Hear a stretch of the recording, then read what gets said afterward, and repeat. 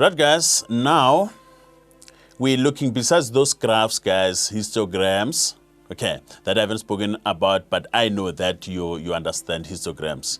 That right. Besides those, in data handling, we're looking at measures of central tendency. You can name mean, median, and mode. There are central values that you can use to judge the performance or to assess any particular data or to comment on it. Good. What are those measures of central tendencies? As I've highlighted, mean, mode, and median. Good. The first one is the mode here. Then mode is the most commonly occurring score. It appears the most, it's the most common. It appears quite often.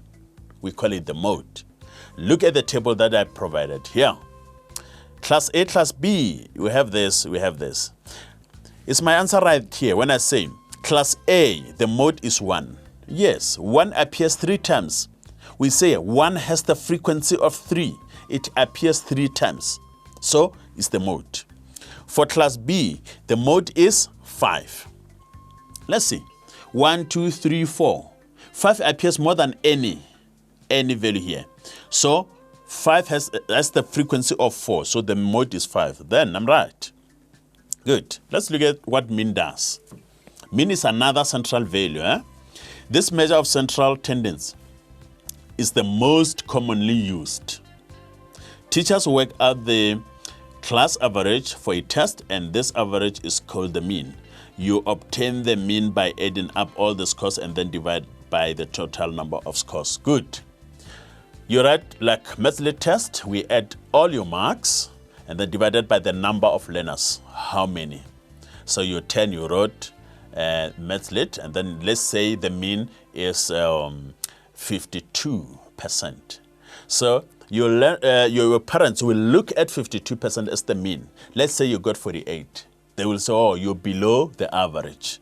You got 56. No, well done, my boy or my girl. You're above average. So we use mean. It's the central value. It's the central value. We use it to look at your performance. And it's what we, as teachers, it's what we use. Mean all the time. But be careful. Mean doesn't always work. If your data has like extreme values, very small values as related to the rest, or very high, then your mean gets distorted. Okay, it's going to be affected.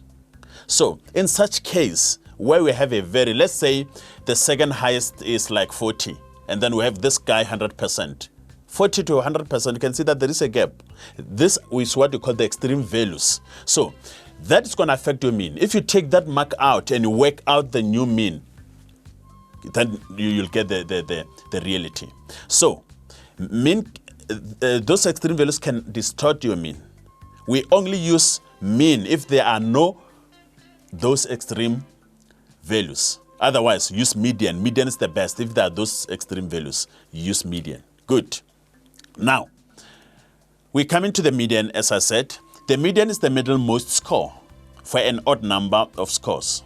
Good. If you have odd numbers of scores, middle one is your mean. But if you've got even number of scores, take the two in the middle, add them together, divide by 2, you'll get, and that is what you call insertion. It's not the answer you're going to get. It's not part of the data. We call it insertion. Okay. Cool. The scores should first be arranged in increasing order before the median can be calculated. The median is not affected by extremely high or low values and is therefore a good measure of central tendency. As I said, median is always in the middle. You either have very small or very high, but it will still say I'm in the middle. It's not affected by those extreme values. Therefore, median is a good measure of central tendency. It's the best to use. However, we still use mean. Right. Consider the example. Class A, Class B, Class C. This is a test out of 10. Good. What are the questions related to this table? Right. If you take Class A, you'll realize that the median for Class A is therefore 5. If you say, what is the median? Median divides your data into 2 equal halves. Fence, lower fence and the upper fence. I always call lower fence and upper fence. So this is your median. Good. Class B, median. As I said, if you have got like even number, how many scores here? 1, 2, 3, 4, 5, 6, 7, 8, 9, 10, 11, 12, 13, 14, 15, 16. I've got 16. So this is even number.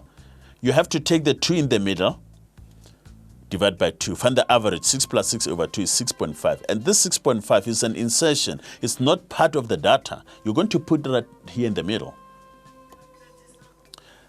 Cool. Class C, the same story. Look, 7 plus 7 over 2, you still go back to 7. Right, guys? Now, the median here for class C is therefore 7 plus 7. You add the 2, divide by 2, it's equal to 7. So this 7 is actually, okay, it's going to be in insertion as well because I'm adding divide by 2, even if it's part of that, but it's going to be here. Right, guys? We've seen how to work out the median, how to work out the mean. Then we'll proceed this data handling in the next segment, guys. Cheers.